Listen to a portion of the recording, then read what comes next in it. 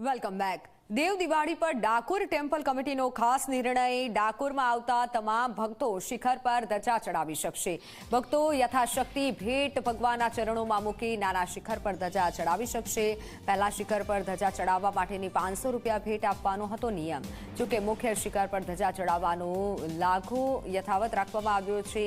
નાના શિખર ઉપર યથાશક્તિ ભેટ ચરણોમાં મૂકી ભક્તો ધજા ચડાવી શકશે। ડાકોર મંદિર પર ધજા ચડાવવાનું ખાસ મહત્વ રહેલું છે। ભગવાનને દ્વારિકાથી ડાકોર આવ્યા અને 869 વર્ષ આજે પૂર્ણ થયા છે। તો 870 વર્ષમાં મંગલ પ્રવેશ થતાની સાથે ટેમ્પલ કમિટીની ભક્તો માટે વિશેષ આ ભેટ છે। ટેમ્પલ કમિટીના આ મહત્વના નિર્ણયને લઈને ભક્તોમાં પણ ખુશી ફેલાઈ છે। ઓનલાઈન પર સંવાદદાતા નચિકેત જોડાઈ ચૂક્યા છે। નચિકેત, તમામ ભક્તો માટે આ મોટો નિર્ણય કહી શકાય। શિખર ઉપર હવે ધજા ચડાવવામાં આવશે, વધુ જાણકારી।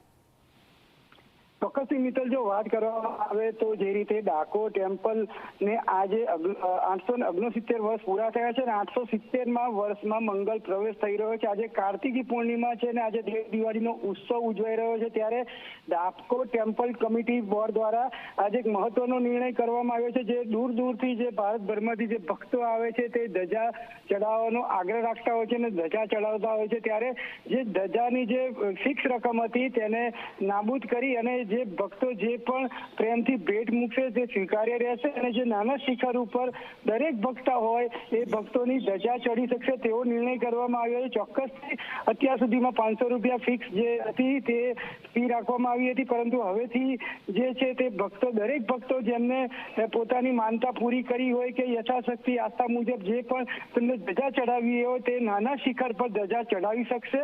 ચોક્કસથી આ સૌથી મોટો નિર્ણય છે, કારણ કે જે રીતે જે ઠાકોરના દર્શન કરવા માટે દૂર દૂરથી ભક્તો આવતા હોય છે, ચાલતા પણ આવતા હોય છે। દરેક તેમની માનતા અને આસ્થા પ્રમાણે પોતાની ધજા અને અન્ય જે સામગ્રીઓ છે તે લઈને આવતા હોય છે। ત્યારે ખૂબ જ જે ભક્તોમાં છે તે ખુશી વ્યાપી ગઈ છે।